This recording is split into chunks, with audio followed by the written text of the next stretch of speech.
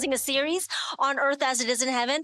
That's actually, I love that bumper because it shows our logo, the V and the A for Virginia.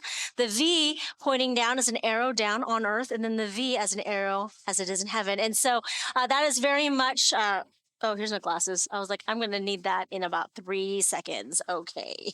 I looked at my notes. I was like, blurry. Okay. I don't know it that well is what it comes down to. But we are closing our series on earth as it is in heaven today. It's been 4 weeks. The first week was opened up by Pastor Marion. And then we had Pastor Heather in here talking about how community is messy. And then we had Dr. David Dukeson last week talking about neighborliness. If you missed any of it, please go to our YouTube channel to catch up. But just so you know, we have 7 core values here at Nova. And it's going to pop up right behind me here soon. There it is. It's a lot to read, but you can see it online as well. You can go to our website. Really, it's rooted in biblical foundations is our first one. Learning to love our neighbors is our second. Pursuing Christ-like discipleships. And those first 3 actually just are our mission statement. Love God, love others, make disciples. Okay, so it kind of plays into everything there. Pastor Marion spent the first of this series talking about practicing irrational generosity. And I want to tell you right now that you guys gave in a very irrationally generous way. That week, we saw a huge pop. And so keep doing that. But also, thank you so much for just showing us who you are, who we are in this community. Today, we're going to attack the last, I want to say 3, but it's really the first 2 here. Living in sustainable rhythms. It is following a way of life and ministry marked by prayer, rest, stewardship, and intentional pace.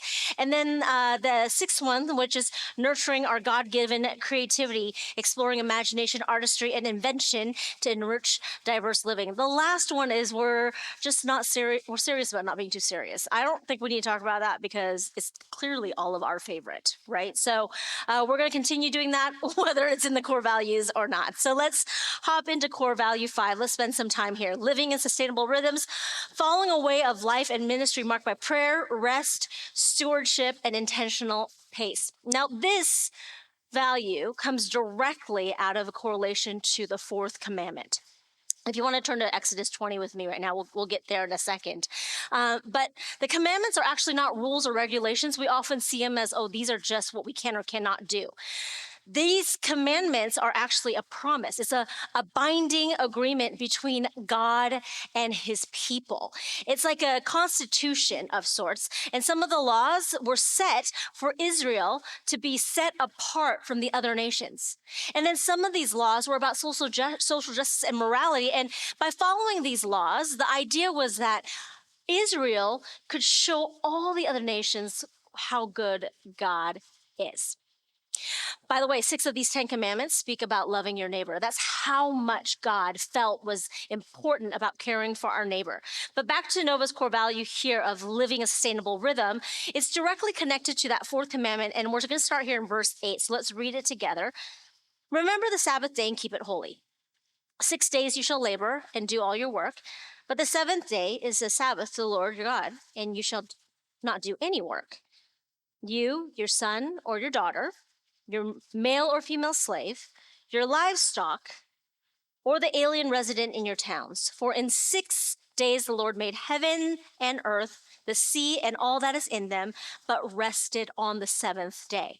Therefore the Lord blessed the Sabbath day and consecrated it. So here's some context, background here. In Egypt, the Israelites, as slaves, had quotas that they had to meet within the Egyptian system. Pharaoh did not care about his neighbor. Pharaoh didn't care about anything other than greater production to grow his empire. And this meant that systems and quotas were created, and they landed directly on the most oppressed people in that community. And the expectations to meet these systems and these quotas were basically impossible. Pharaoh created an anxious system of production, and it did not allow rest. There's no Sabbath in Egypt. There's no work stoppage. There's no rest. So with Israel's exodus into freedom, when they escaped Israel, God gave his people Sabbath.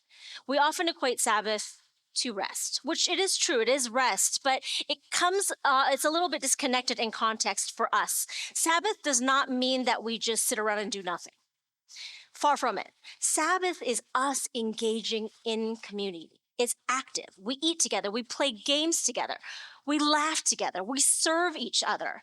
We invest in relationships and we spend time face to face sitting with the blessings that God has given us. We're moving so fast that sometimes we actually don't take the time to say thank you and experience the blessing that we had prayed over, that we had asked for. The Sabbath is the exclusive pact between the Creator and the created. And it nullifies this entire system of anxious production. So life is not actually meant to be drowned in a frantic production or consumption because it reduces everybody's humanity. When a sustainable rhythm is practiced and it's activated, the waning of anxiety dissipates so that energy can be redistributed into the community. And so God counters this anxious productivity with sustainable rhythms, with the Sabbath. It leads to a committed neighborliness. Indeed, or instead of producing bricks for empire, sustainable rhythms lead in and out of Sabbath. And it creates this environment of security, respect, and dignity. Sabbath means that we don't have to do more. It means we don't have to sell more. It means we don't have to control more. I see some of you right before Thanksgiving trying to control everything. It means we don't have to know more. Instead, we are all alike, equal in worth, value, access, and rest. In Exodus 31, God says this. We're going to start in here. Therefore, the Israelites shall keep the Sabbath, observing the Sabbath throughout their generations as a perpetual covenant. It is a sign forever between me and the people of Israel that in 6 days the Lord made heaven and earth, and on the seventh day he rested and was refreshed. The word refresh in Hebrew is nafash. Everyone say nafash. Nafash, yes, means refresh, but also means to take a breath. How many times have we been living life and we've been going, and all of a sudden we take a breath and we're like, oh my goodness, how long since I took that deep breath? That's nafash. God is refreshed on that seventh day by rest so he could actually recover his full sense of self. Sustainable rhythms are flourished out of this divine rest, and creation was meant to be lived out and embraced without defining anxiety. So here's a confession I have.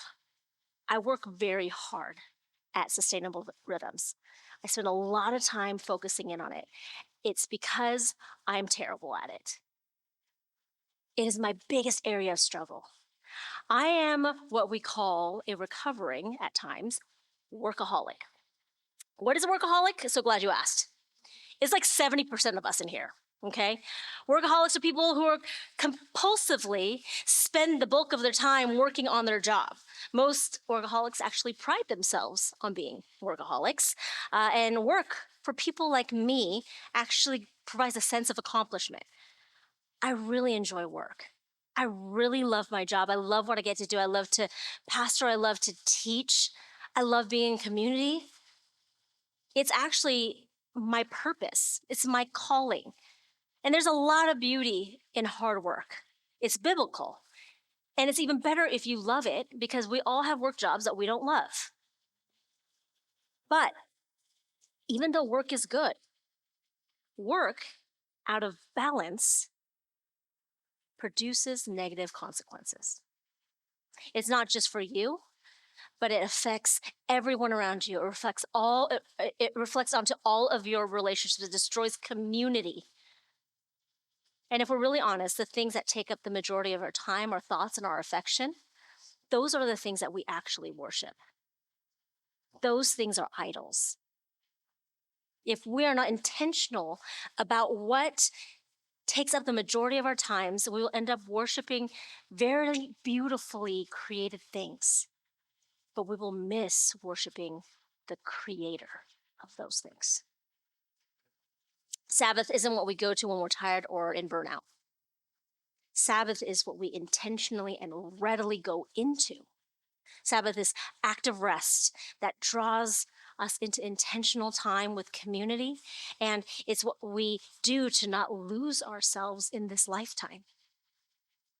Walter Brueggemann, he's a well-known Christian, American Christian theologian and an influential Old Testament scholar, and he wrote this in Sabbath as Resistance. The Sabbath rest of God is acknowledgement that God and God's people in the world are not commodities to be dispatched for endless production. Rather, they are subjects situated in an economy of neighborliness. What we're seeing here is that God is not a workaholic. God is not anxious about the full functioning of creation. The well-being of creation does not depend on his endless work. We're made in the image of the Creator God, who did not need to work ahead just to get things done. Ruth Haley Barton is also an author. She's a spiritual formation minister to pastors and Christian leaders. And she writes this in Sacred Rhythms. She said, "We cling to some sense that we are indispensable and that the world cannot go on without us, even for a day. But we feel that certain tasks and activities are more significant than the delights that God is wanting to share with us. This is grandiosity that we indulge to our own peril." In this book, Sacred Rhythms, Barton goes on to talk about 5 different tensions that we have to acknowledge to intentionally activate sustainability. And this isn't working toward balance, because balance, there's no such thing as that. I know we've heard the word balance, but there's no such thing. It's more like a ebb and flow of your seasons. It's about a teeter-totter effect. So we're looking at work. We're looking at work and rest. You can't do really both of those at the same time, right? Teeter-totter. Fruitfulness and dormancy.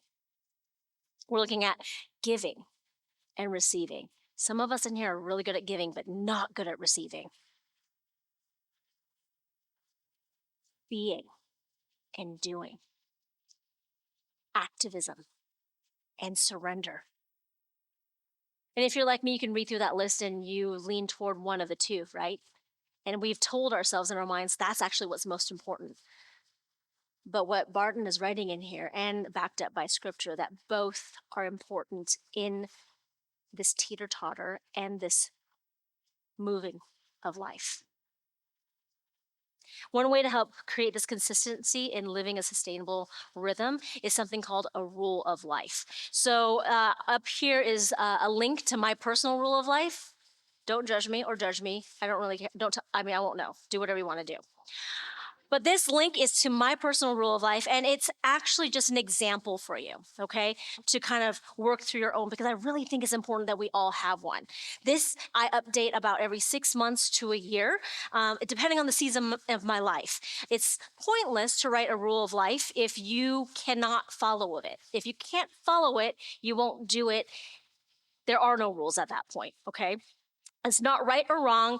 It's just what you want to do. A rule of life is a personal, intentional plan for structuring daily, weekly, monthly, quarterly, and yearly activities and accountabilities that align with your values towards spiritual growth. I had to write a rule of life because, like I said, I am a recovering workaholic, and I had to address intentional rest, or it was going to destroy me, my husband, my kids, my family, my ministry. A rule of life, yours should not look like mine. We are all very diverse people. Therefore, our rule of lives should all look very, very different in diversity. It is not a goal sheet. It's not a task list to be checked off. The purpose of a rule of life is to answer 2 questions. The first is, who do I want to be?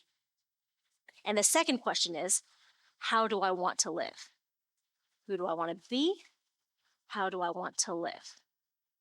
So because I can easily get swept up into work, I have figured out the best way for me to settle into rhythms of rest is to actually engage my hands, my actual hands, my mind, and my heart. Actually, all that kind of follows when my hands are engaged. And I have to engage it into creativity, which is very convenient right now because we're going to roll right into our next core value, number 6, which is nurturing our God-given creativity, exploring imagination, artistry, and invention to enrich diverse living.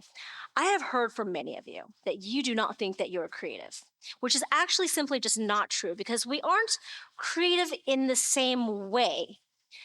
Because there's a very diverse God that created us.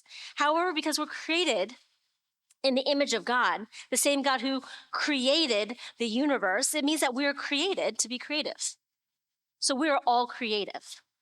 Exodus 35, starting in verse 31, it says this: He has filled him, he as in God has filled him with a divine spirit, with ability, intelligence, and knowledge. Those things are creative. And with every kind of skill to devise artistic designs, to work in gold, silver, and bronze, in cutting stones for setting, and in carving wood, in every kind of artistic craft. Because God made us in his image, and God is creative, expressing our creative impulse is not only an act of obedience, but it's a way for us to commune with him. Exploring our imagination, artistry, music, invention doesn't only provide a means of worship for us, but when we partake in beauty and of art and creativity, we have this opportunity to give God glory and to draw closer to him and draw others closer to him. And when I involve my hands to create, it kind of makes me not be able to work, right? Involve my hands to create, it stops my participation in anxious systems. It draws me deeper into worship, honoring the creative in the creator. And one of the ways I engage my creativity is through Bible art journaling. A few pictures will go up, and these are from my personal Bible art journal. Okay. When I started doing this, actually, I didn't realize I was good at it. I didn't know there was a good or bad. It was very personal. I was just doing things that were out of my prayer, out of my frustrations, out of my cry to God, out of worship. A lot of these were actually done in preparation for series or preparation for a sermon, because like this one right here, that's JL. You guys heard me speak about that probably 6 months ago, I guess. That was me wanting to make sure that scripture enveloped me before I tried to teach you the know-hows. I needed to be connected with God and the Holy Spirit first. And so sometimes my art made sense. Sometimes it was just a splash of paint over pages to figure out what I was feeling, or just try to activate my connection with God. And one day, a friend of mine actually at NCC, she saw this and she asked, because she oversees Renew and what's the other one in January? Revival, thanks. We all want a revival. Why? How did I forget an art? Okay, anyway. So she oversees this. She asked if she could feature some of my Bible art in the gallery. And at first, I was surprised. I was humbled, but I really felt like an imposter because I'm not a real artist, whatever that means. And as I prayed through it, I realized I needed to explore this side of me a little bit more. And I realized that I had an opportunity to help nurture the creative in others who may, like me, feel that they are not creative beings. Creativity isn't just arts and crafts, it's not just music and dance, it's literally the act of creating. It's how you pivot when you're in a sticky situation. It's how you seamlessly shift from your plan A to plan B and sometimes plan Z. Creativity is responding to and parenting your children in an intentional and often very different way than how you were parented. Creativity is how you stretch the dollar when you don't know where the next dollar is coming from. Every single one of us in this room was created with creativity by the Creator Himself. So yesterday we had Friendsgiving. We planned all year for this. We're so excited for it, and we've done this many times, but this one didn't turn out quite the way we expected. First, I want to thank all of you who contributed. About a quarter of our church here showed up to serve. It was incredible. For Friendsgiving, we had about 115 of you come to serve. Over 70 side dishes and drinks were made and brought in. Some of you dropped it off and weren't even able to serve. So like that, there's a mix in that there. Almost $2,500 was spent from here toward 105 blessing bags. These are filled with essentials of toiletries and cold weather items. 120 coats were donated to help keep warm. 75 hats and scarf sets, the set, not just separately. They were crocheted with love, knitted, and donated out. This doesn't even cover just a few weeks ago when Africa New Life came and you all sponsored 60 children who are now participating in school. Nova is one of the most irrationally generous communities I've ever come across. Thank you for that. And so yesterday we were prepped, we were ready to serve. Our staff showed up at 9:15, and then the rest of you showed up between 9:45 and 10:15. We set up. That was chaos. There were a lot of kids helping, and they are sometimes helping. So we love them. We love them. But I was like, wow. Okay. So we set up, we huddled, we prayed for the day. Pastor Marion blessed the day, and we had such great expectations, and we waited. Doors opened at 11, and we waited. And we waited.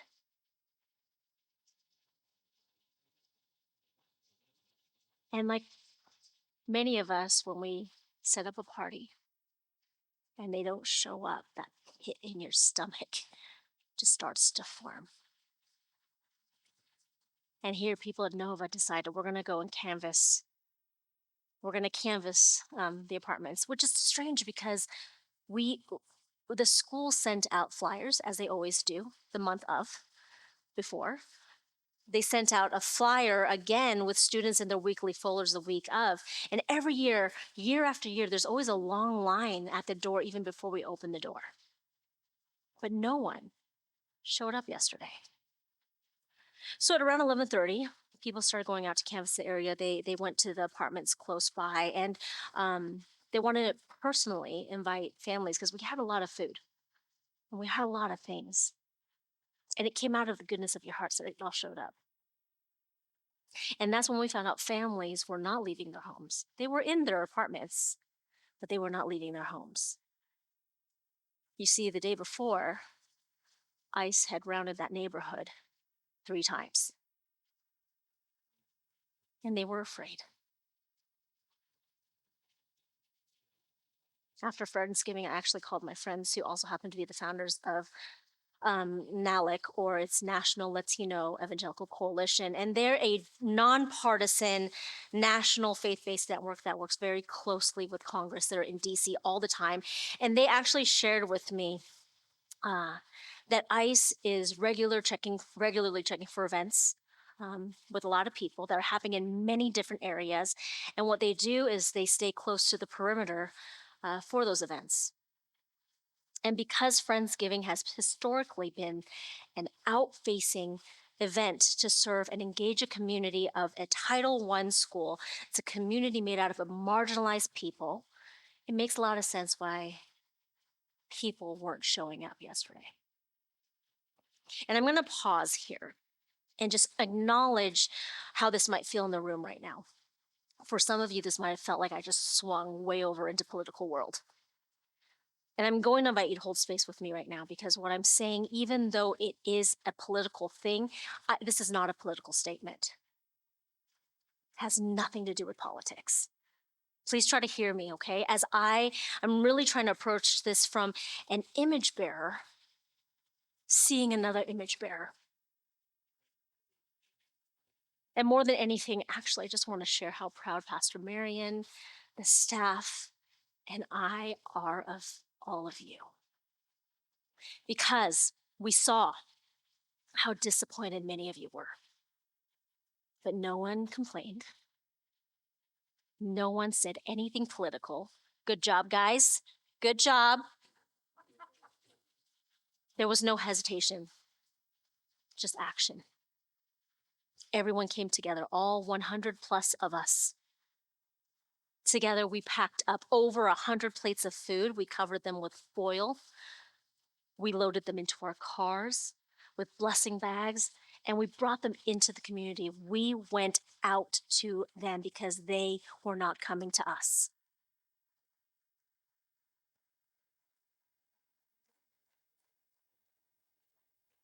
We had so much left over, we delivered to Carpenter Shelter, who is one of our local partners. They are also the largest homeless shelter in Northern Virginia. We also gave to another homeless shelter right outside of Fort Belvoir. We gave food to the local volunteer fire department. We even had enough food to sit around the tables together as Nova Community Church to eat and talk. Sundays go so fast. In real time, we got to see you live out our second core value, which is learning to love our neighbor. Honoring the image of God through community, justice, hospitality, and compassion. This isn't political. You saw humanity. We could only come together to pivot the way we did because we activated this God-given creativity in us. And this wasn't the plan of just one person telling us what needed to be done. This was a collective movement of this community that was willing to explore their imagination. Yesterday, this church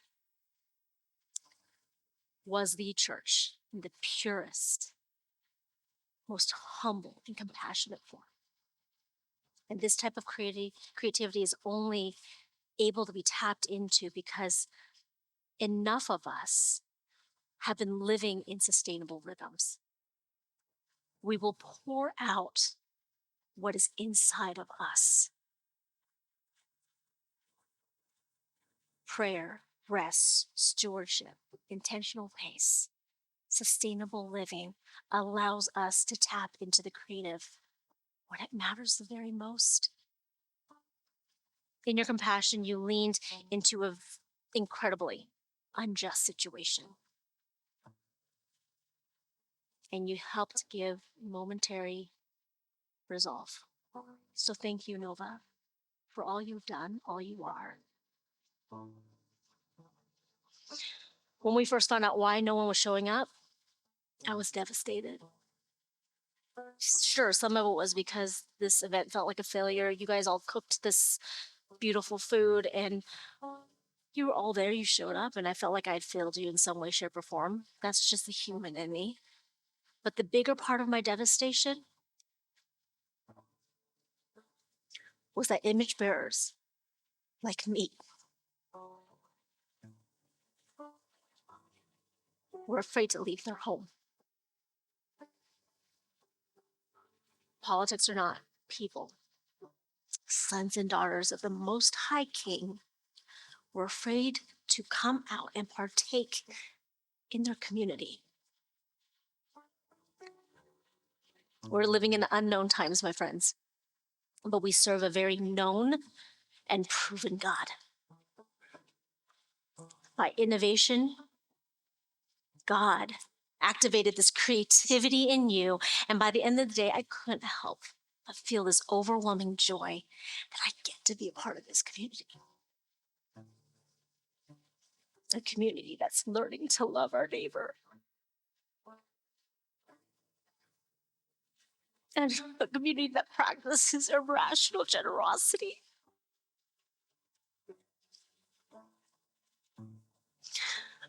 A community that's willing to slow down and live sustainable rhythms. That nurtures your God-given creativity. A community that simply shows up.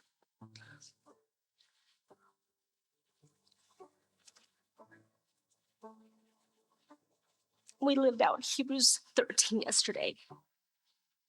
Hebrews 13 verse 1 says, "Let mutual love continue. Do not neglect to show hospitality to strangers, For by doing that, some have entertained angels without knowing it. And the word here for hospitality is philoxenia. Everyone say philoxenia.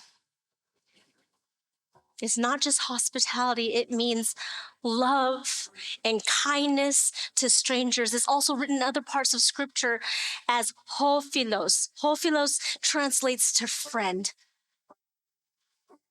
Nova, may we never grow tired of entertaining angels. The truth is, yesterday reminded us as a community that we need to learn how to love others well in this climate. We've historically done ministry one way, and we need to actually change it to meet people where they're at now. This is close to my heart because my parents are immigrants.